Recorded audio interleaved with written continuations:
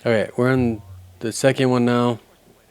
See if they can kind of come back. Okay, let's look at the champions. So AL has Yorick, ooh, Trundle, Oriana, ooh, Ezreal, yeah, and Karma. Ooh, they have Lucian, Braum. I personally think Ezreal is a low tier. I know he's got a higher ceiling. I know that a lot of pros make him look busted. But personally, me, I would always choose a different ADC over Ezreal if I had the choice. Now, some of that could be simply just silver, gold level. Ezreal's kind of suck, but I feel like when Ezreal just kind of loses in lane, in even in pro games, he just looks useless. Like Kai'Sa, even if they lose in lane, Kai'Sa can come back. Jinx can come back. Jhin can come back. Lucian can come back. I feel like when Ezreal falls behind, he does little damage and just tries not to die. He's not the most useful in my opinion. So I personally don't care too much for Ezreal. Usually, Ori versus Rise. Rise is really strong late game, but you have to get to late game 25-30 minutes before you're good enough to do anything.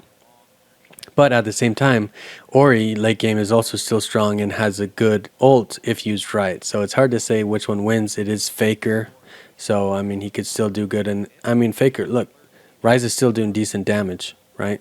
He's not like useless early. He's just not super strong like he is late game. Like late game, he can just wreak havoc on everyone with his AOE and everything. So top lane though, I like Yorick. I think Yorick is gonna be better than Renekton personally. And then Trundle versus Lee Sin.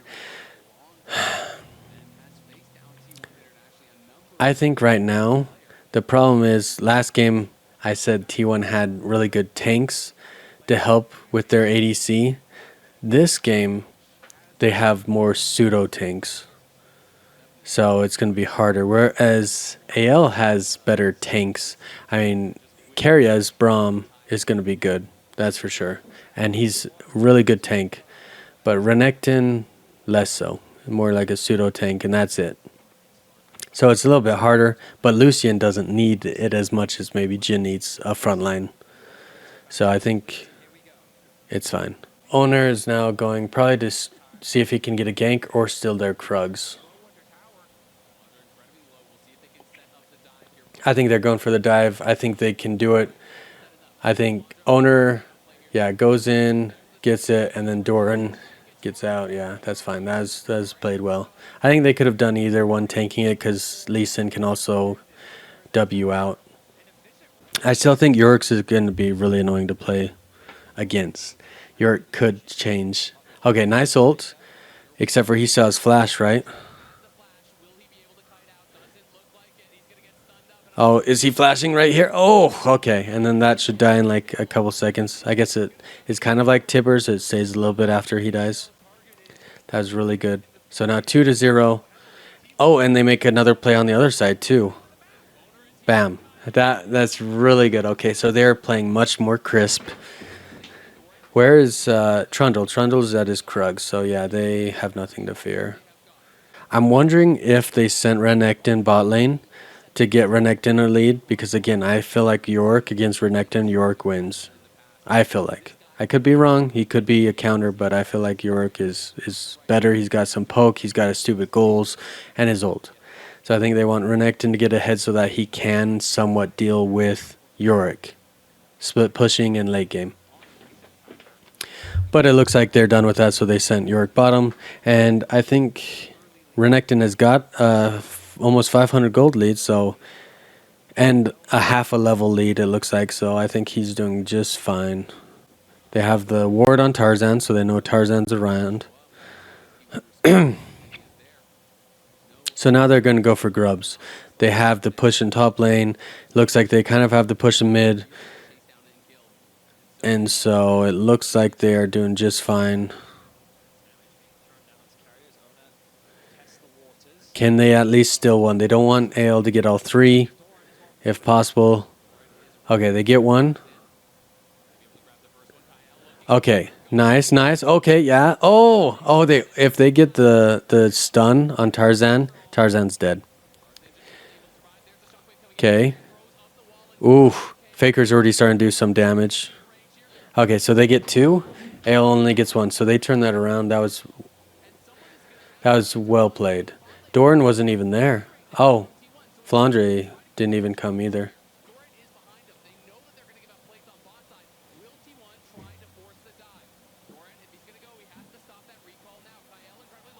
Nice. Okay, double kill right there. Perfect. Okay, Doran is still winning against Flandre, so them switching is probably worked out pretty well. He does not have flash, so he should die. Doran should die too. But Faker gets out. Oh, this is bad. Carria. Okay, nice, nice ult by Faker. I think this is going to turn against them. Yeah, this is not good. Even if they get the turret, which it doesn't look like it. Oh, is there someone coming behind? Oh no, Faker's coming. Yeah, they lose this fight.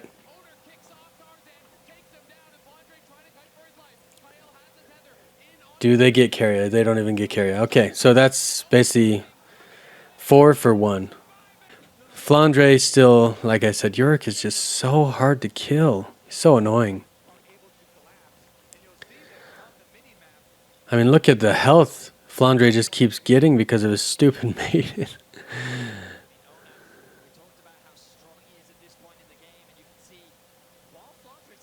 Ooh. Yeah. That was so close on friggin' Owner dying right there. Gee, okay. Owner's selling his red, and he's just getting out. He's not being greedy. Okay, so I'd say that is a change from game one. I think they were being way too greedy in game one, and that greed cost them their life, especially with Guma in that one fight. His greed at trying to hit other people instead of going for rail, I think, is what caused them to lose. They're taking the mid turret, and then they should have one more charge.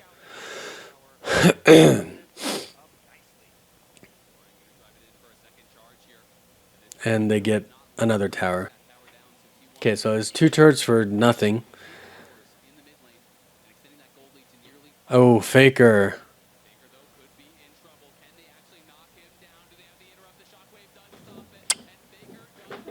Yeah, Faker got caught out. I don't know how he got caught out there. Okay. Trundle is coming from base. They still have plenty. They know where Flandre is now. There's Kale. There's Tarzan. And now they go in and they need to just take him out. Okay. Perfect. Perfect. Perfect. Everyone dies. Everyone. Oh! Shanks should die to Faker. I don't think they have anything to worry about. Okay. Yep, everyone taken out. That was perfect. You know, it's not looking good, but, you know.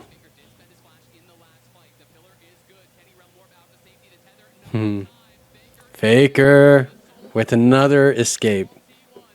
Nice, nice wait. He didn't insta ult. He waited for Trundle to use his pillar. And if Trundle didn't use his pillar, he would have just walked out. So Trundle had to try. So he put his pillar on, and then Faker's like, okay, perfect, I'm out. Ooh.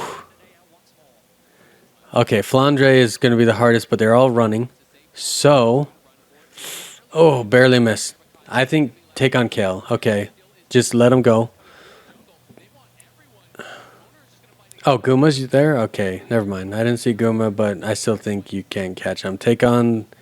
Yeah, take the ult out. The maiden. Take the maiden out. That's a lot of his damage. Not all of it. He still has massive damage, but it's a big amount.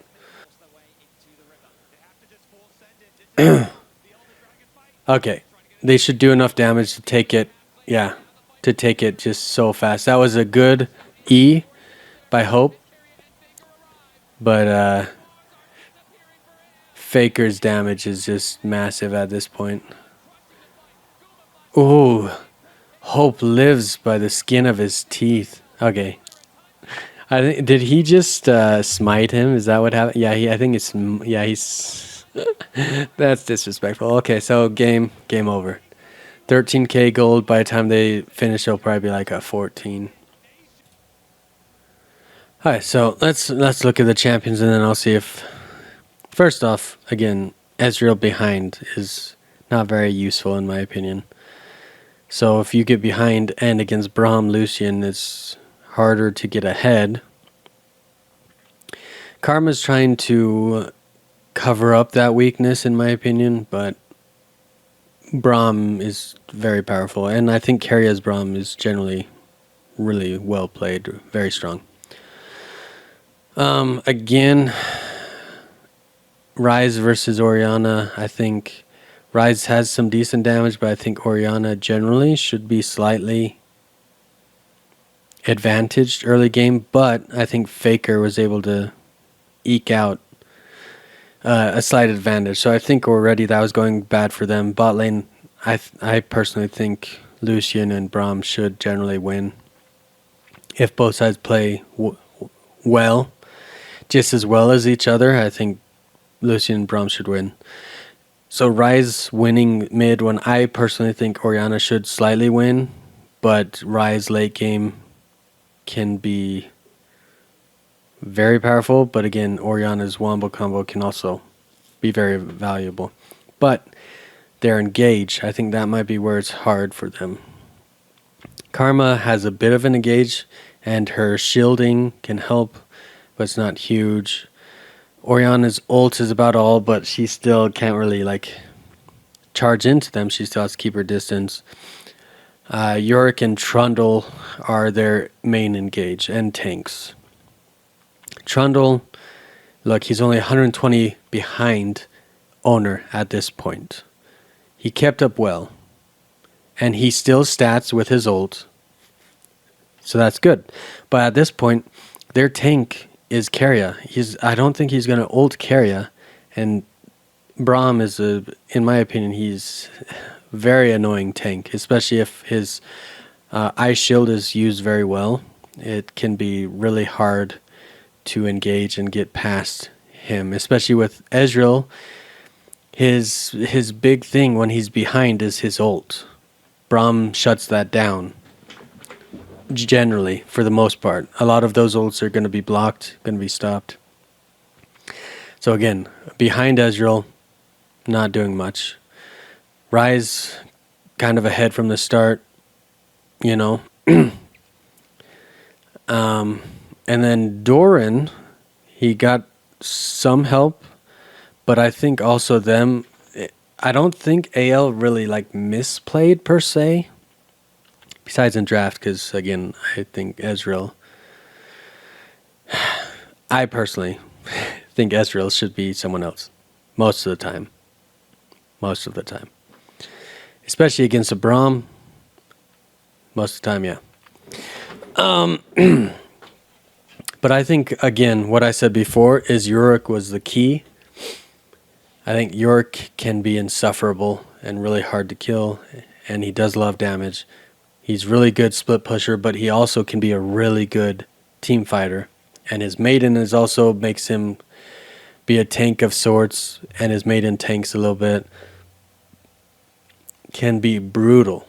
But I think them flipping Doran to go bot lane for a while, kind of keeping him out of Yorick's lane, is perfect. It helped him to weather the storm, helped him to kind of get ahead in XP by half a level or quarter of a level, keep the golds even, maybe even slightly in Doran's favor. And he had, I think at that time, Hope had already either died once or he was already kind of a little bit behind Gumayusi. He was a little bit to a decent amount behind Gumayusi, so he was already kind of out of the game, and Doran can be hard to kill anyways, and as top lane you get more experience, you're higher levels. Again, right now, 14 to 12. And I think ADCs kind of ramp up and start leveling up faster a little bit towards the mid to end of game, so they start catching up on levels. So by that time, he might have already been like level 6 to 4 or something like that. So, not much threat on Renekton. And I feel like Tarzan ganked here and there, but not as much as he did game 1. But Trundle, you probably want to get to level 6 fast, and so it's probably harder to gank. Renekton has his dash. Rise is hard because his abilities can kind of give him a shield, if I remember, unless something's changed. Guma's got his dash, Karia's got his wall.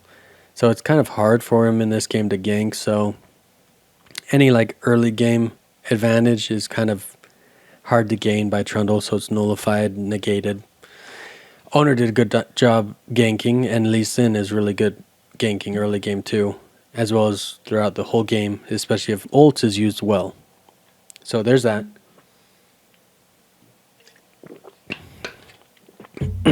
So, I don't think there's any major misplays. I just say, personally, this draft is better than this draft, barring the Yorick. Ganks are a little hard. This is going to probably go about even, but late game, still a threat. But he actually got a little bit of a advantage, in my opinion, early game. Like I said, Orianna should have, I feel like. Kind of useless against this. So this is kind of a non-factor. It's, in my opinion, overall T1 favored. And as long as Rise doesn't really get ganked too much or die too much, then T1 side wins. The only thing that, again, like I said earlier in the game, that could turn the game in AL's favor is Yorick. But Yorick was not able to get an advantage over Renekton because they lane swapped. And Yorick was killed a few times. He was kind of kept down a little bit. He still has good farm. Like, he's only 7 behind him, 4 behind him, 22 behind him. They're ADCs, so they should be probably one of the highest, generally speaking. But again, he's not too far behind them, and he's slightly ahead of him. But, I mean, he was nullified. So their only main win con, in my opinion, in this game, Yorick, was completely shut down. AKA game over. So I think T1 played this just perfectly. Lane swap was a great counter strategy. So I think they took... Overall, they probably eked out the draft, but any potential to lose, they then further negated by trying to do a lane swap and get Renekton to make sure he doesn't fall behind, make sure he still has impact in team fights, in split push, against 1v1 Yorick later on, everything. So I think it's just played well. I don't think any misplays by AL so much as just T1 played to their strengths and negated any potential strengths AL would have.